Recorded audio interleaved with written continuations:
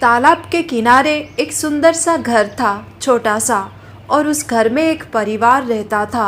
सुजाता उस घर की छोटी बहू थी। सुजाता के बाल तो बहुत ही लंबे और घने थे। गांव में हर कोई सुजाता के लंबे बालों की तारीफ करता था। सिर्फ सुजाता के लंबे बालों की ही नहीं, उसकी सासू माँ चंद्रलेखा के बाल भी बहुत ही लंबे और घने थे। पर वो अब बूढ़ी हो गई थी। उनकी उम्र 75 साल से ऊपर हो गई थी, पर फिर भी उनके बाल बहुत लंबे और घने थे और वो बहुत सुंदर लगती थी। गांव में हर कोई सास बहू के लंबे बालों की बहुत तारीफ करता था। पर सुजाता की सासू माँ चंद्रलेखा बूढ़ी हो रही थी और उनमें एक प्रॉब्लम था। उन्हें भूलने की बहुत बुरी आदत थी। अरे बहू, ये कटहल की सब्जी क्यों बना रही हो? तुम्हें नहीं पता क्या बहू रानी, मुझे कटहल बिल्कुल पसंद नहीं है। अब माँ जी, अब फिर से भूल गई हैं शायद। ये कटहल नहीं है माँ जी, ये तो कद्दू है, कद्दू। आप कैसे भूल जाती हैं? हम तो कद्दू का खेती करते हैं माँ जी। और आज उन्होंने सारे कद्दू तोड़कर ले आए खेत से, आंगन में रखा है और जगह नहीं हुई तो यहाँ रसोई में भी रख दिया है। अरे बेटी देखो तो, मैं कद्दू को कटहल समझ बैठी हूँ। क्या करूँ क्या करूँ, मैं तो सब कुछ भूलती जा रही हूँ। सब कुछ उम्र का दोष है। क्या करूँ बेटी, क्या करूँ? अब माँ जी कोई बात नहीं, मैं कल ही वैद्य जी के पास जाऊँगी, अच्छी सी जड़ी बूटी मांग कर लाऊंगी। अरे बेटी, वो वैद्य जी तो चोर है एक नंबर का, उसकी दवाई कुछ काम नहीं करती है। मैं अपने बेटे को बोलूँगी, वो शहर से मेरे लिए कोई अच्छी सी टॉनिक लेकर आएगा, फिर ठीक हो जाएगा सब कुछ। मेरा बेटा, मेरा बड़ा बेटा गोवर्धन शहर में रहता है, बड़ा आदमी बन गया है। उसका होटल का बिजनेस इतना अच्छा से चल रहा है। मेरा बेटा तो लखपति हो गया है। और छोटा बेटा गोपाल, वो तो किसान है। देखना बेटी, मेरा बेटा, छोटा बेटा गोपाल, वो भी जरूर लखपति हो जाएगा बहुत जल्दी, तरबूज बेचकर। माँ जी, हम लोग कद्दू की खेती करते हैं गांव में। आप भी ना माँ जी हर बात भूल जाती हो, हर बात भूल जाती हो। अच्छा माँ जी, बोलो तो कैसी खुशबू है? मैं आपके लिए खट्टी मीठी कद्दू बना रही हूँ। आप ही ने तो बोला था मुझे। अरे बेटी, तू मेरे लिए खट्टी मीठी कद्दू बना रही है, पर मैंने तो तुझे पालक पनीर बनाने के लिए बोला था। ओहो माँ जी, मैं आपको नहीं बता सकती। क्या ही बोलूँ, आप तो सब कुछ भूल जाती हैं। तो मुझे बूढ़ी बोल रही है क्या? नहीं नहीं माँ जी, आप तो बहुत ही ज़्यादा जवान हो, बहुत ही सुंदर हो, और हर कोई आपके लंबे बाल की तारीफ मेरे बालों से भी ज़्यादा करते हैं। वैसे माँ जी, आपको खट्टी मीठी कद्दू बहुत पसंद है, और बड़े भैया को भी। आज तो बड़े भैया और दीदी आ रहे हैं शहर से। छुटकी की शादी है ना 2 महीने बाद।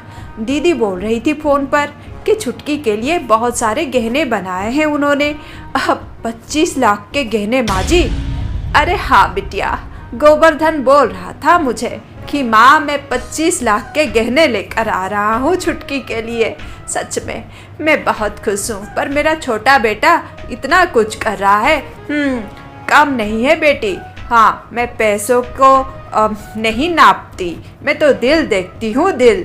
माँ जी, हाँ माँ जी, हाँ। अच्छा, बड़े भैया को भी खट्टी मीठी कद्दू बहुत पसंद है, मैं अच्छे से बना लेती हूँ। हाँ बेटी, हाँ बना दे, मुझे तो बहुत भूख लग रही है। बेटी, मेरे लिए खाना परोस दे, गर्मा गर्म मच्छी की करी और चावल खाऊंगी मैं। ओहो, और नहीं बता सकती, कद्दू की सब्जी बना रही हूँ और मच्छी की करी बोल रही हैं। क्या ही करूँ मैं? काहे अपने बाल काट दी चुड़ैल? क्या जरूरत थी? 2 महीने बाद तेरी शादी है, लड़के वाले कितने तारीफ कर रहे थे तेरे लंबे बालों की। देख, तेरी भाभी के बाल कितने सुंदर हैं, इतने लंबे घने, और मेरे बाल देख, इस उम्र में भी 75 साल से ऊपर की हो गई हूँ, पर देख मेरे बालों को। तू चुड़ैल काहे अपने बाल काट दिए? ओ माँ, मैं तुम लोगों के जैसे इतना सारा समय और ध्यान नहीं दे सकती, बहुत से काम होते हैं मुझे तो बहुत कुछ करना है। माँ, मुझे ऐसे ही स्टाइल पसंद है। बड़ी आई। छी, लंबे बाल काट दिए इसने। बहू तू तो कुछ बोल। माँ जी, उसकी मर्जी है, वैसे वो सुंदर लग रही है, हम दोनों को लंबे बाल पसंद है, अब उसे ऐसे स्टाइल पसंद है तो करने दीजिए ना। तुम्हें पता है चुटकी, तुम्हारे लिए आज बड़े भैया इतने सारे गहने लेकर आ रहे हैं, 25 लाख के गहने। हाँ भाभी, मैं तो बहुत ही खुश हूँ। मेरे दोनों भाई मेरे लिए क्या कुछ नहीं खरीद कर लाते हैं। गोपाल भैया तो इतने सुंदर कान के झुमके लाए हैं मेरे लिए। मैं तो बहुत खुश हूँ भाभी, बहुत खुश हूँ। सच में उनका परिवार बहुत ही सुंदर था, हंसी खुशी रहते थे वो लोग। कुछ देर बाद एक बड़ी सी कार उनके घर के सामने आकर ठहर गई और कार में आए थे चंद्रलेखा का बड़ा बेटा गोवर्धन और उसकी पत्नी कोमलिका। माँ, ये गहने तुम्हें कैसे लगे? अब बेटा बहुत ही सुंदर है, बहुत ही सुंदर है, बहुत ही प्यारी लगेगी चुटकी इन गहनों को पहनकर।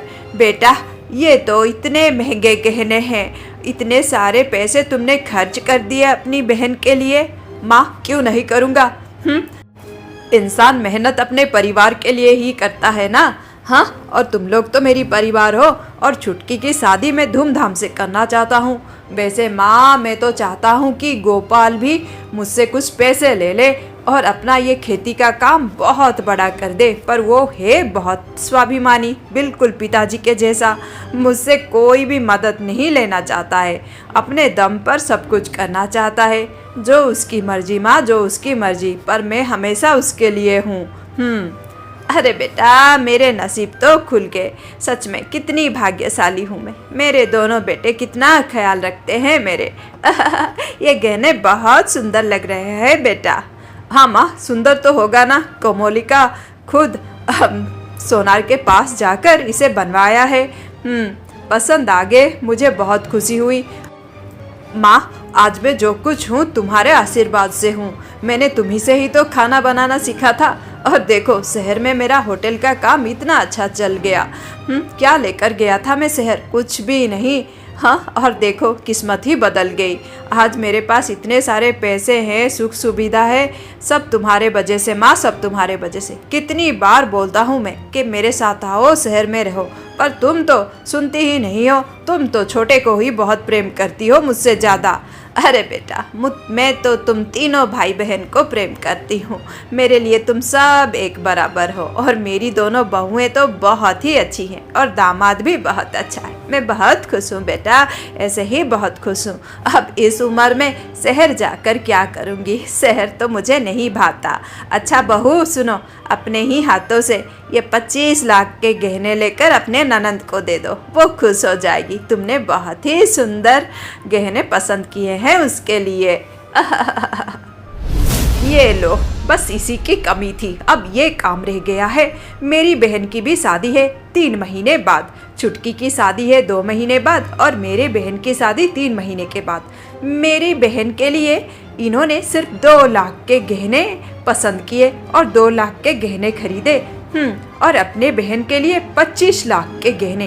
क्यों? अपनी साली को थोड़ा ज़्यादा नहीं दे सकते थे क्या? वो मेरी बहन है, उसे तो ज़्यादा देना चाहिए था। इतना पैसे कमाते हैं, पर ये सिर्फ इन भिखारियों पर ही लुटाएंगे। मेरा परिवार, और बड़ा स्वाभिमानी दिखाते रहते हैं ये भिखारी लोग। पर देखो अब कैसे ले रहे हैं ये 25 लाख के गहने।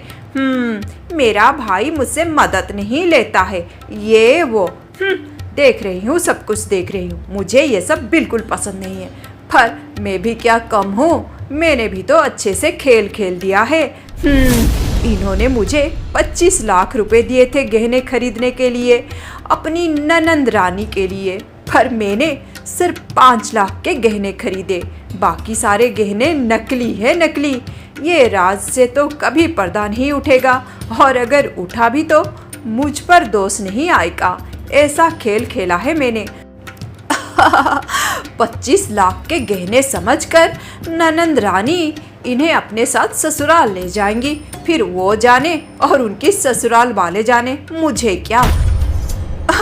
मैं तो साफ मुकर जाऊंगी अगर कभी पता भी लग गया किसी को कि ये 20 लाख के गहने नकली हैं। मैं तो बोलूँगी मुझे कुछ नहीं पता, और जो 20 लाख रुपए मैंने बचा लिए थे, हाँ उन्हीं से तो मैंने गहने खरीदे अपनी बहन के लिए। 3 महीने बाद मेरी बहन, हाँ सोनालिका की शादी है, वो पहनेगी।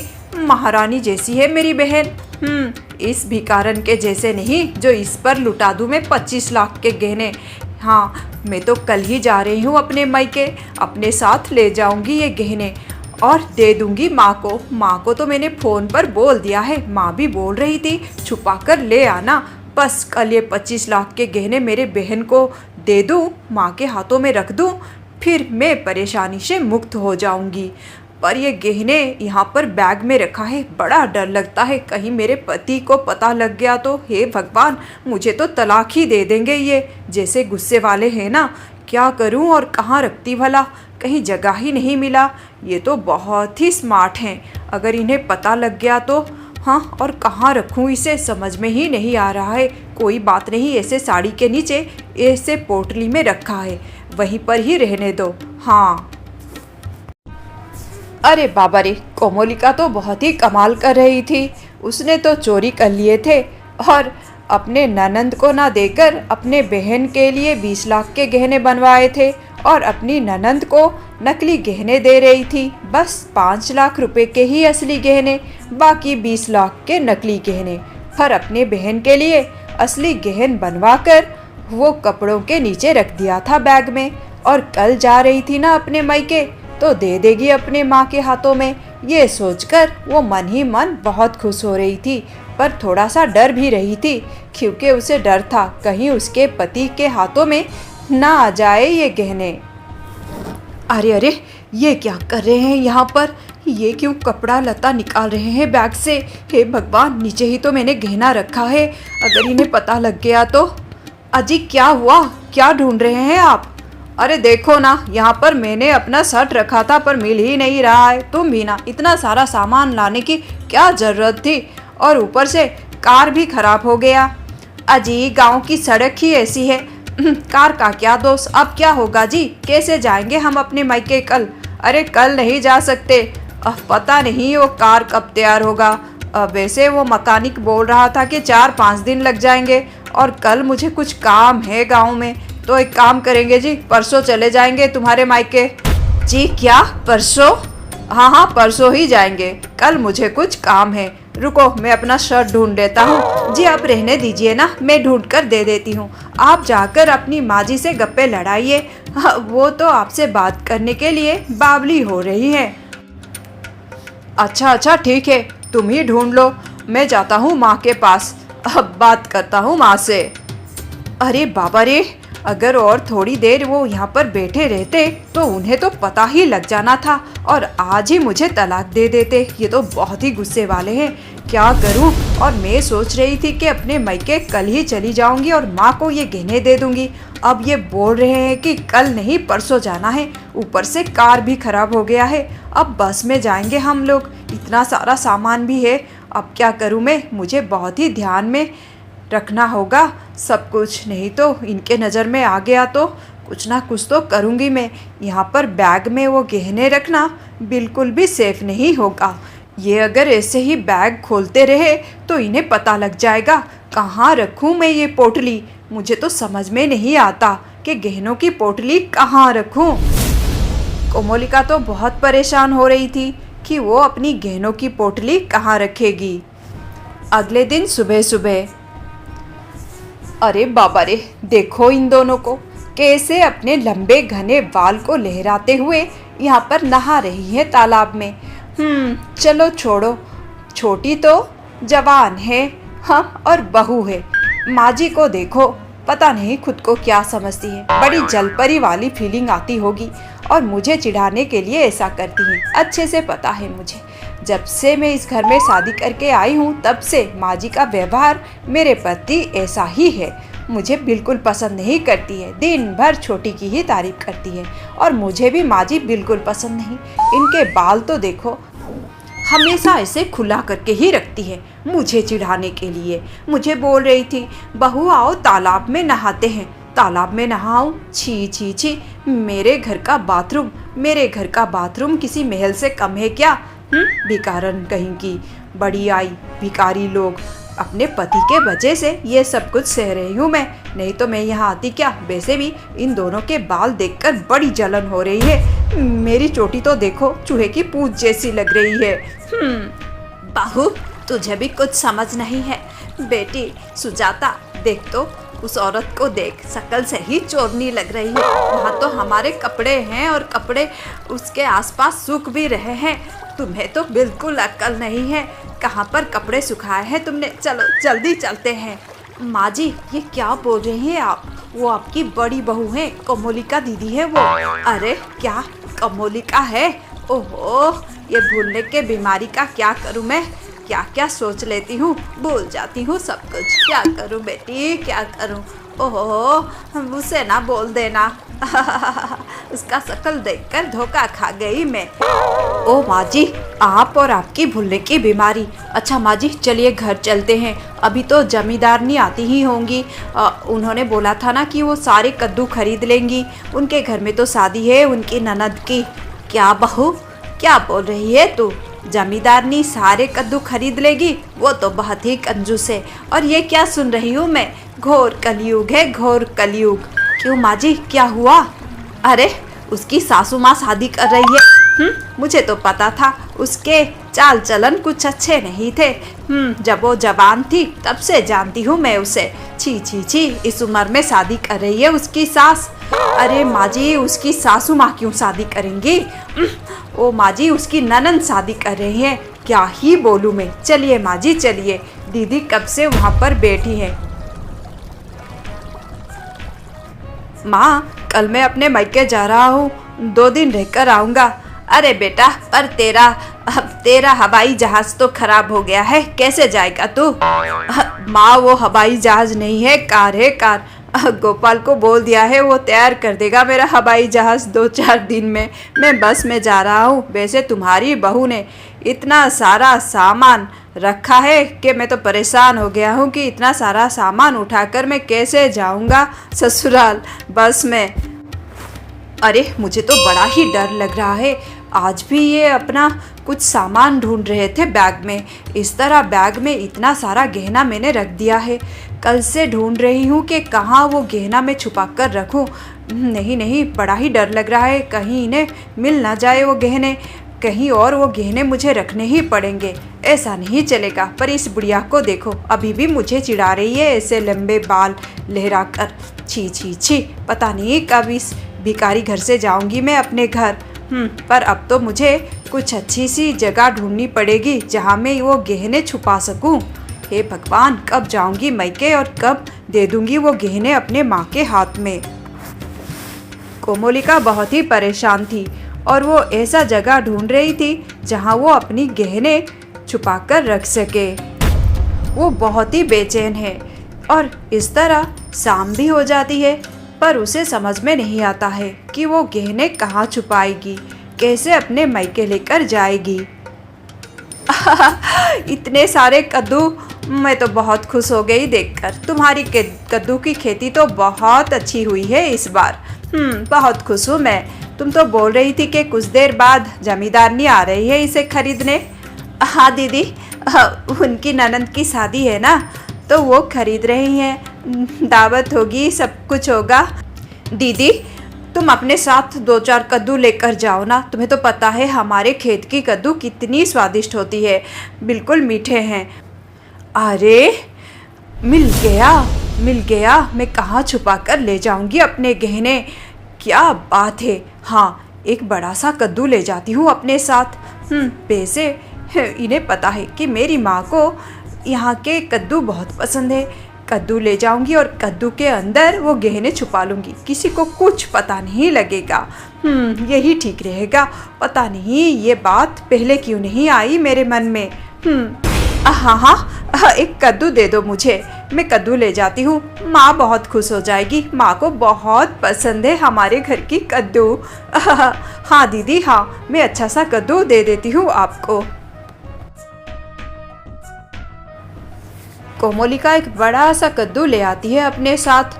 अब वो अपना सारा गहना उस कद्दू के अंदर रख देती है थैली में और कद्दू को अच्छे से पैक कर लेती है।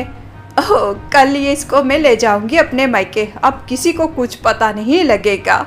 कितनी अच्छी बात हुई। यहाँ पर ननंद महारानी को मिल गए नकली गहने और मेरी बहन पहनेगी असली गहने। 25 लाख के गहने मैं तो अपनी बहन को दूंगी, इस भिखारन को नहीं। मन ही मन बहुत खुश हो रही थी कोमोलिका। तभी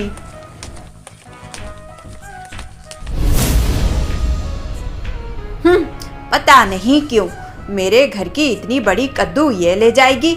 ये औरत कौन है? शक्ल से चोरनी लग रही है। और मेरी बहू सुजाता है बहुत ज़्यादा भोली, इतनी बड़ी कद्दू दे दिया इस चोरनी को। ये चोरनी अपने मायके लेकर जाएगी इतनी बड़ी कद्दू। मैं तो बहू को बोल रही हूँ कि ये चोरनी कौन है मुझे याद नहीं आ रहा है, पर इसकी शक्ल बिल्कुल चोरनी जैसी है और ये है भी चोरनी। हाँ, मेहमान आए हैं तो मेहमान बनकर रहें, घर के सामान में इनका नज़र मुझे बिल्कुल पसंद नहीं। इतनी बड़ी कद्दू दे दिया है सुजाता ने इसको, मैं नहीं दे सकती इतनी बड़ी कद्दू। हाँ, ये कद्दू का तो खट्टा मीठा कद्दू बनेगा और मैं खाऊंगी, मुझे बहुत पसंद है। बड़ी आई, ये कद्दू मैं लेकर जाऊंगी और एक कद्दू इसको दे दूंगी इस चोरनी को। पता नहीं कौन है, याद नहीं आ रहा है। हाँ, होगी कोई मेहमान, मुझे क्या। फिर चंद्रलेखा अपने साथ वो कद्दू ले जाती है जिसमें 25 लाख के गहने हैं और वो वहाँ पर और एक कद्दू लाकर रख देती है। अगले दिन सुबह होते ही कोमोलिका अपने पति के साथ चली जाती है अपने मायके, वो बड़ा सा कद्दू लेकर, वो भी बस में। उसका पति बहुत ही गुस्से में है क्योंकि कोमोलिका इतना सारा सामान जो ले रही है अपने साथ।